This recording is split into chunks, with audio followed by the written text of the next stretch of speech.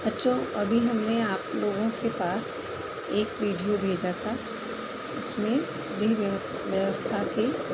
व्यवस्था के उद्देश्य के बारे में हम लोग पढ़ रहे थे। अब इसके आगे इस वीडियो में हमने इसी के आगे गृह व्यवस्था के लिए आदर्श गृहिणी के गुण। तो अब गृह व्यवस्था के लिए एक आदर्श गृहिणी में कौन कौन से गुण होने चाहिए, इसके विषय में हम लोग पढ़ेंगे।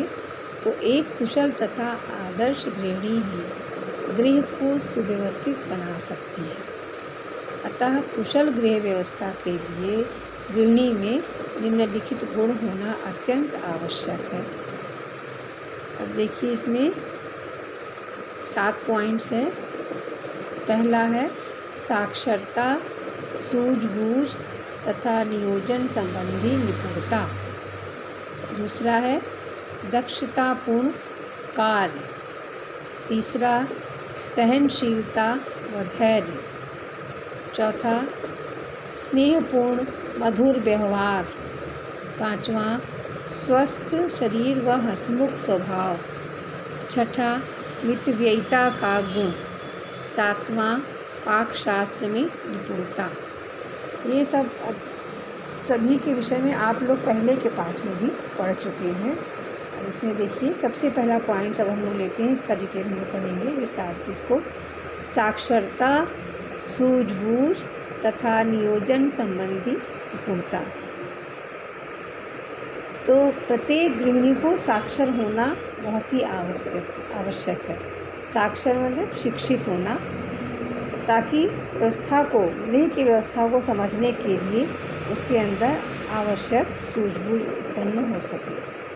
गृह व्यवस्था का पहला पद नियोजन होता है। आप लोगों ने इसके पहले नियोजन, नियंत्रण, मूल्यांकन पढ़ा है, तो नियोजन आपको समझ में आ रहा होगा।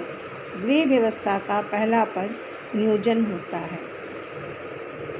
प्रायोगिक रूप में गृह व्यवस्था को सुचारू रूप से चलाने के लिए नियोजन में गृहिणी जितनी अधिक निपुण होगी, व्यवस्था का क्रियान्वयन भी उतना ही अधिक सफलतापूर्वक संपन्न होगा। मतलब गृहिणी जितना, नियोजन मतलब क्या होता है, योजना बनाना। तो गृह व्यवस्था में वो यदि योजना को जितने अच्छे से योजना को सुचारू रूप से चलाएगी, तो गृह की कार्य व्यवस्था उतना ही अच्छे से संपन्न हो सकेगा। ये हो गया आपका पहला पॉइंट। दूसरा है दक्षतापूर्ण कार्य। दक्षता माने कुशलता, गृहिणी की कुशलता। तो दक्षतापूर्ण कार्य, तो कम से कम श्रम और शक्ति लगाकर अधिक से अधिक दक्षतापूर्वक कार्य करना गृहिणी का बहुत ही आवश्यक गुण है। कम से कम परिश्रम के द्वारा, कम से कम मेहनत के द्वारा और कम शक्ति लगाकर अधिक से अधिक कुशलतापूर्वक कार्य करना एक गृहिणी का बहुत ही आवश्यक गुण है। इसके आधार पर वह कम समय में अधिक से अधिक कार्य करके परिवार के सभी सदस्यों की आवश्यकताओं की संतुष्टि कर सकती है। इस कार्य के लिए उसको आधुनिक उपकरणों का दक्षतापूर्वक उपयोग करने की जानकारी होना चाहिए। आधुनिक उपकरण जो भी हमारे घर में प्रयोग किए जाते हैं घर के कार्यों को करने के लिए, जैसे आधुनिक उपकरण आपके पास है, जैसे मिक्सी है, कुकर है, माइक्रोवेव है। तो जो भी उपकरण हम लोग प्रयोग करते हैं, या वॉशिंग मशीन है, तो इन उपकरणों को प्रयोग करना भी आना चाहिए। ये हुआ आपका दक्षतापूर्ण कार्य। तीसरा है सहनशीलता व धैर्य। गृहिणी में सहनशीलता और धैर्य का होना बहुत ही आवश्यक है गृह व्यवस्था को सुचारू रूप से चलाने के लिए। तो गृहिणी को परिवार के अंदर एक पत्नी, एक माँ और एक गृह स्वामिनी का दायित्व उसको निभाना पड़ता है।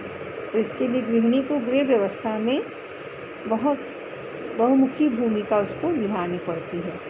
तो इस प्रकार विभिन्न प्रकार के सुख दुख की स्थिति में उसके अंदर सहनशीलता का गुण होना बहुत ही आवश्यक है। इसके बाद है चौथा आपका स्नेहपूर्ण मधुर व्यवहार। गृहिणी को परिवार के सभी सदस्यों के बीच एक समन्वय रखने के लिए सभी के प्रति स्नेहपूर्ण मधुर व्यवहार करना बहुत आवश्यक है। तो मधुर बोलचाल एवं मधुर व्यवहार से वो सभी सदस्यों के मन को मोहित कर लेती है। गृह व्यवस्था के लिए उसे परिवार के विभिन्न सदस्यों को उनके पद आदि के अनुसार उनको कार्य का वितरण करना आवश्यक है। मतलब लोगों के पद के अनुसार उनकी कार्यकुशलता के अनुसार कार्य को बांट देना चाहिए। परिवार के सदस्यों को सौंपे गए कार्यों को नियोजित व्यवस्थानुसार करवा लेना गृहिणी के इन्हीं गुणों पर निर्भर करता है। नियोजन के अनुसार व्यवस्थित कार्य को करवा लेना गृहिणी की कुशलता है। इसके बाद है आपका स्वस्थ शरीर व हंसमुख स्वभाव। स्वस्थ शरीर का होना बहुत ही आवश्यक है। गृहिणी के लिए स्वस्थ रहना बहुत ही आवश्यक है। तो गृहिणी का स्वस्थ होना बहुत आवश्यक है। स्वस्थ होने पर ही वह अपने व्यवस्था के अनुसार कुशलतापूर्वक कार्य और शीघ्रता से घर के कार्यों को कर सकेगी। इसके अलावा उसका हंसमुख स्वभाव भी विभिन्न परिस्थितियों में परिवार के सभी सदस्यों को अपने अपने कार्य को कुशलतापूर्वक करने के लिए प्रेरित करेगा। तो गृहिणी का स्वभाव हंसमुख होना बहुत आवश्यक है। उससे घर के सदस्यों को कार्य जो है कुशलतापूर्वक करने के लिए प्रेरित होगा। अब है मितव्ययिता का गुण। छठा है मितव्ययिता का गुण।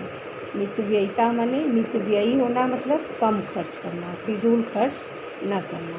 तो गृहिणी में मितव्ययिता का गुण होना आवश्यक है।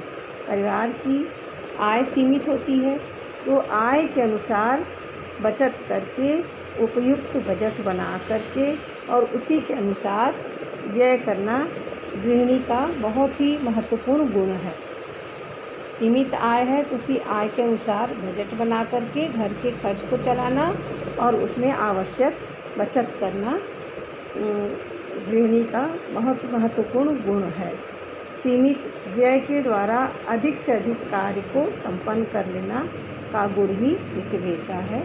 सीमित व्यय करके कम खर्च करके उसमें आवश्यकता अनुसार जो आवश्यक सामान की खरीदारी करना, ये मितव्ययिता का गुण है।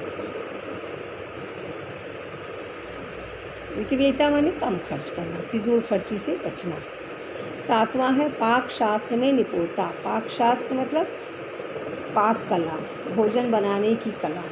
तो भोजन बनाने की कला में भी निपुणता होना गृहिणी का बहुत ही आवश्यक है कि भोजन बनाने की कला में पाक शास्त्र में निपुण होना, उसको सभी पोषक तत्वों का ज्ञान यदि होगा तो वह भोजन को उसी अनुसार बनाए जिसमें भोजन में सभी पोषक तत्व प्राप्त हो सके। तो गृहिणी का एक मुख्य गुण है पाक शास्त्र का ज्ञान होना, उसको कुशलतापूर्वक प्रयोग करना और भोजन परोसने की विभिन्न विधियों का ज्ञान होना, परिवार के सदस्यों के रुचि के अनुसार विभिन्न प्रकार के व्यंजन को बनाना और उनके स्वास्थ्य को ध्यान में रखते हुए पोषक तत्वों से युक्त भोजन बनाना, उचित विधि के अनुसार परोसना पाक शास्त्र में गृहिणी की निपुणता के आधार पर संभव हो पाता है।